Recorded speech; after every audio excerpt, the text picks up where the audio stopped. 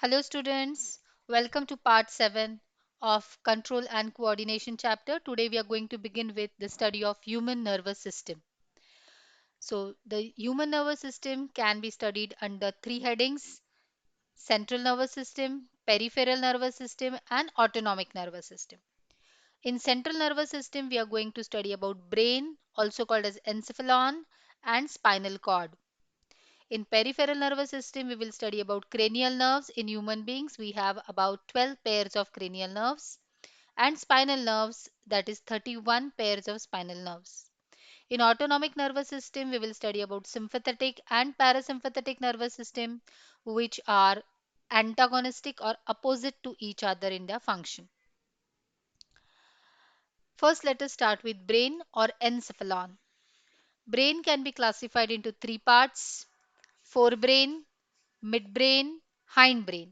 Forebrain is also called as prosencephalon, the first part, the anterior part. Midbrain can be called as mesencephalon, the middle part of the brain, and hindbrain, the end part, that is the rhombencephalon. Forebrain consists of olfactory lobes, pair of olfactory lobes which are related to the functioning of smelling, nose. So it is also called as rhinencephalon, rhinen, nose. Cerebrum, that is telencephalon, and diencephalon, which is also called as thalamencephalon. So in forebrain we'll study about olfactory lobes, cerebrum and diencephalon. In this picture you can see this entire yellowish part, it is the cerebrum. Here you can see the labeling called as thalamus, which is actually the thalamencephalon, which consists of different regions called as the epithalamus, the thalami, and the hypothalamus, and the cerebrum, that is the telencephalon. In midbrain mesencephalon, we will study about crura cerebri, also called as cerebral peduncle, and corpora quadrigemina, also called as optic lobes, special features of mammalia having optic lobes. In hindbrain, we will discuss about cerebellum, which is also called as the small brain. You can see the picture, cerebellum, this thing, which is three-lobe structure, also called as metencephalon. Then we will study about pons. You can see this shape, this thing in the picture. It is pons, which I am making red right now.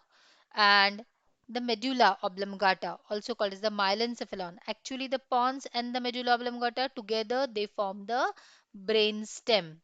So, about brain stem and cerebellum, we will study in hindbrain or rhombencephalon. Now first let us discuss about types of matter. There are two types of matter in the brain and spinal cord: gray matter and white matter. This gray matter, it is formed of cell bodies, the cytons, and the non-medulated nerve fibers.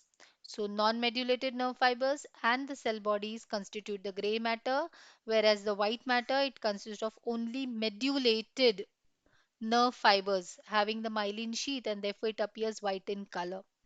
Always remember, gray matter made up of cyton cell bodies and non-medulated nerve fibers, whereas white matter is made up of only medulated nerve fibers. Now let us discuss an important topic: meninges of brain. Meninges.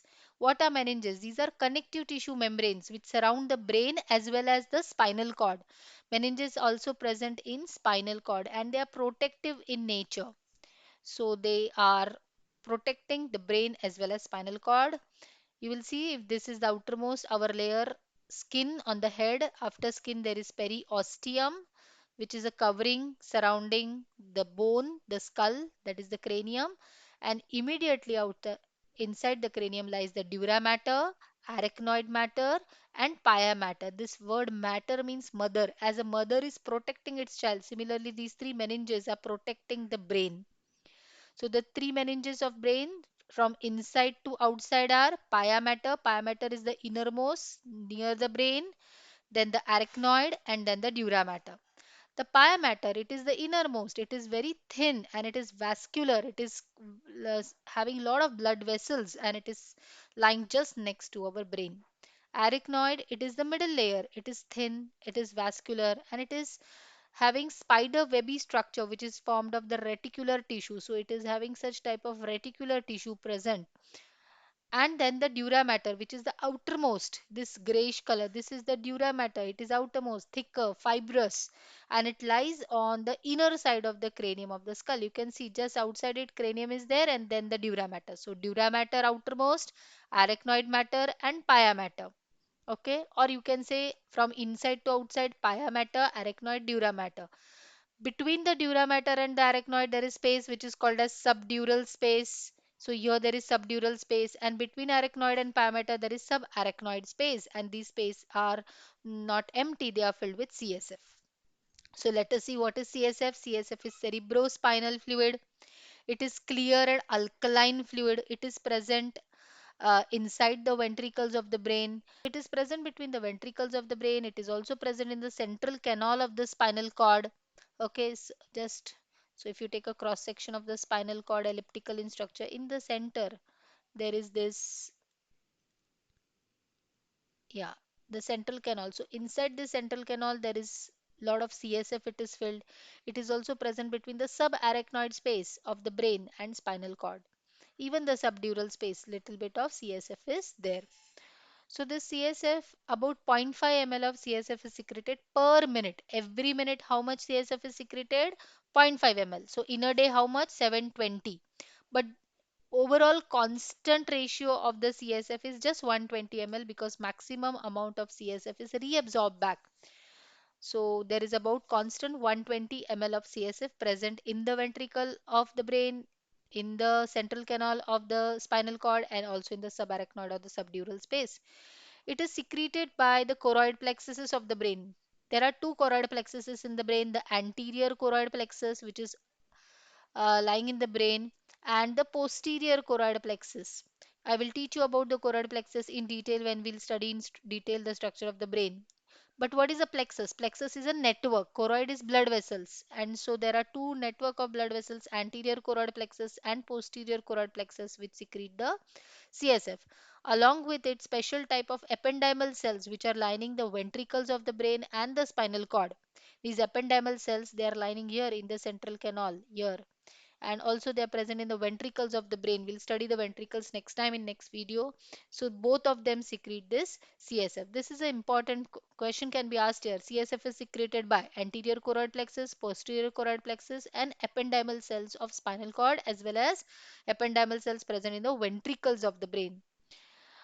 The collection of CSF for any investigation, it is done by doing a puncture on the lumbar region between L3 and L4. You can remove the CSF, especially in case of diseases like meningitis, or to determine if there is any diseased or any germs or pathogens.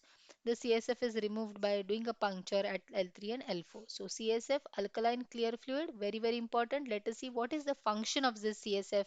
So basically it absorbs shocks and pressures around the brain as well as spinal cord. So it is protecting the brain from mechanical shocks. It regulates the temperature. It helps in maintaining the temperature. It helps in excreting all the waste from the brain and the spinal cord. It prevents the brain and the spinal cord from being desiccating, prevent drying. It also helps in supply of oxygen, removal of carbon dioxide. It also helps as an endocrine medium for the brain to transport any hormones between the nerves and the brain. And finally, it also provides buoyancy to the brain. So the net weight of the brain is reduced from 1.4 kg to 1.8 kgs. So very, very important. CSF protecting, regulating temperature, excreting waste products, preventing desiccation, supplying oxygen, removing carbon dioxide. It is a medium for the endocrine transport from the brain to the nerves, and also provides buoyancy to the brain. So students, now in next video, I will discuss about the different ventricles of the brain, and will detail study about prosencephalon and different parts of prosencephalon along with function. Thank you.